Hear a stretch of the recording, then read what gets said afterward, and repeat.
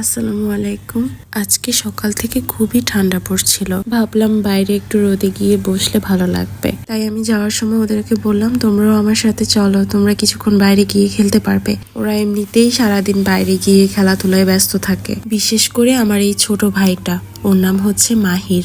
সে সারাদিন বাইরে থাকার জন্য যে এত পাগল, তাকে বাসায় আনাই যায় না। আর এত দুষ্টুও, এসেই মাটি কাটা শুরু করে দিয়েছে।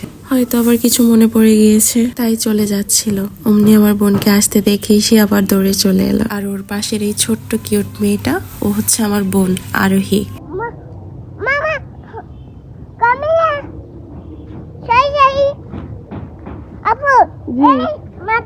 ও আমাকে বলতে চাচ্ছিল আরোহী মাথায় ব্যথা পেয়েছে। এই কথাটা ও গুছিয়ে বলতে পারছিল না।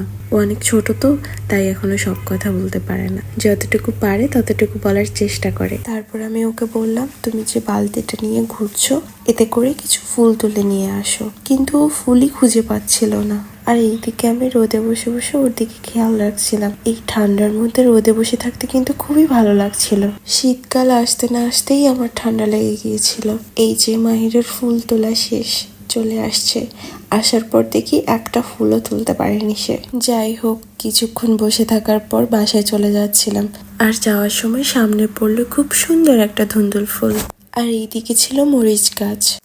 এই মরিচগুলো কিন্তু অনেক ঝাল হয়, কিন্তু আমি একদমই ঝাল খেতে পারি না। তাও মাঝে মধ্যে দু একটা খাওয়া হয়। গাছে এতগুলো মরিচ একসাথে দেখতে কিন্তু খুব সুন্দর লাগছিল। এখানে আরো অনেক রকমের গাছ ছিল। তারপর বাসায় এসে দেখি আম্মু মুরগির মাংস রান্না করছে। আম্মু মশলাটা কষিয়ে মাংসগুলো দিয়ে দিল। আমি বাইরে থাকার কারণে প্রথম থেকে ভিডিওটি করা হয়নি। বাসায় তখন আমার খালামণিরা ছিল, আমার নানু ছিল, মামি ছিল, কাজিনরা সবাই ছিল। সবাই বড় হয়ে যাওয়ার পর পড়ালেখা বা বিভিন্ন ব্যস্ততার কারণে একসাথে তেমন একটা বেশি হওয়া হয় না। কিন্তু কিছুদিনের একসাথে থাকার সেই স্মৃতিগুলো কিন্তু খুব আনন্দদায়ক হয়। আবার যখন চলে যাওয়ার সময় চলে আসে, তখন মনটা খুব খারাপ হয়, তাই না? আর এইদিকে আমার আম্মু শাক দিয়ে ডাল রান্না করছিল। দেখতে খুব সুন্দর লাগছিল, খেতেও কিন্তু খুব মজা ছিল। এগুলো আমার আম্মুরই করা কুমড়ো শাক।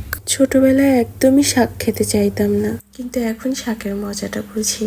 আর এইদিকে আম্মু পাশাপাশি কাঁঠালের বিচি, শুটকি আর মাছ দিয়ে রান্না করছিল। আমার কাঁঠালের বিচি তেমন একটা বেশি ভালো লাগে না, তবে সেদিন অনেক মজা লেগেছিল। আর এইদিকে ছিল গরুর মাংসের খিচুড়ি। অন্য কোনো দিন এই রেসিপিটা শেয়ার করব। তারপর আম্মু মাংসের মধ্যে আলু দিয়ে দিল। মাংস হোক বা মাছ, যে কোনো তরকারিতে আলু খেতে কিন্তু খুব মজা লাগে। তারপর আম্মু আলুগুলোকে ভালোভাবে মাংসের সাথে মিশিয়ে নিল। তারপর কিছুক্ষণ ঢেকে রাখলেই মাংসটা হয়ে যাবে। আম্মুর রান্না শেষে আমি মুরগির কলিজাগুলো নিয়ে নিলাম। আমার কিন্তু কলিজা খেতে খুবই মজা লাগে। মাঝে মাঝে সকালবেলা মুরগির কলিজা দিয়ে পরোটা খেতে কিন্তু অনেক মজা লাগে।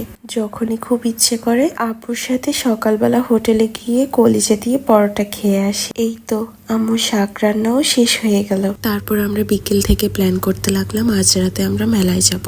এত ঠান্ডার মধ্যে যাব কি যাব না ভাবতে ভাবতেই সন্ধে হয়ে গেল। আসার সময় সবাই মিলে গরম গরম চা খেলাম।